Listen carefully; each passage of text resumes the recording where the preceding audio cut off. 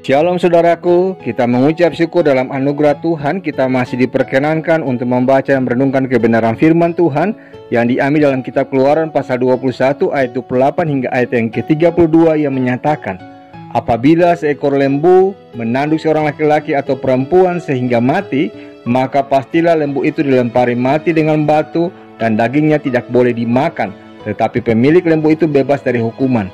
Tetapi jika lembu itu sejak dahulu telah sering menanduk dan pemiliknya telah diperingatkan, tetapi tidak mau menjaganya, kemudian lembu itu menanduk mati seorang laki-laki atau perempuan, maka lembu itu harus dilempari mati dengan batu, tetapi pemiliknya pun harus dihukum mati.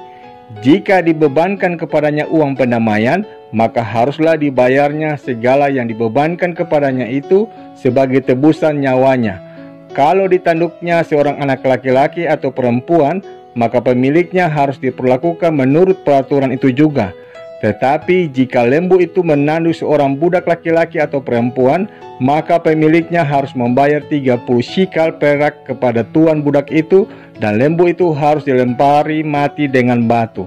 Demikianlah sabda Tuhan. Saudaraku, bacaan kita pada saat ini berisikan tentang ganti rugi yang berhubungan dengan binatang.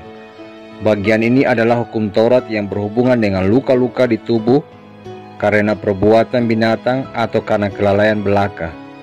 Binatang juga dibunuh jika merampas kesucian hidup manusia. Walaupun si pemilik tidak dianggap bertanggung jawab dalam tingkat pertama, namun jika ia sudah diperingatkan, maka ia akan dihukum mati bersama-sama dengan binatang itu. Tetapi jika sanak saudara orang yang mati itu bersedia menerima ganti rugi berupa uang, maka si pemilik luput dari kematian. Seorang tuan budak haruslah diberi ganti rugi karena kehilangan budak dengan cara seperti itu. Pernyataan 30 shikal perak pada ayat yang ke-32 adalah harga biasa untuk seorang budak. Di sini budak diperlakukan seakan-akan milik tuannya saja.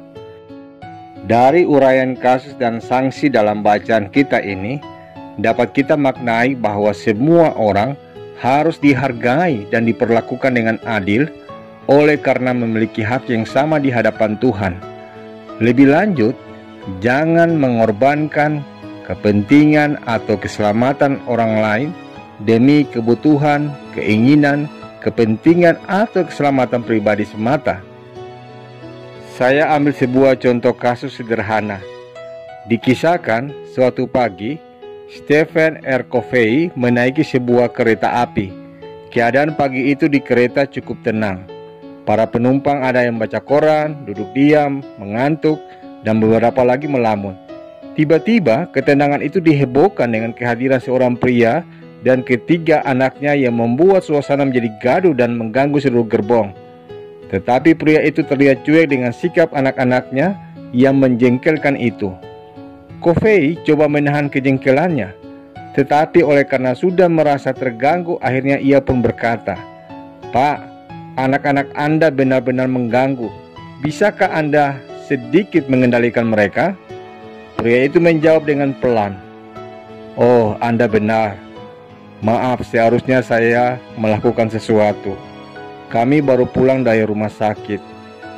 Ibu mereka baru meninggal 3 jam lalu. Saya tidak tahu harus berpikir bagaimana. Dan saya kira mereka juga tidak tahu bagaimana harus menghadapinya." Setelah mendengar ucapan itu, hati Covey merasa iba. Semuanya berubah dalam sekejap. Ia mulai melihat dan berpikir secara berbeda.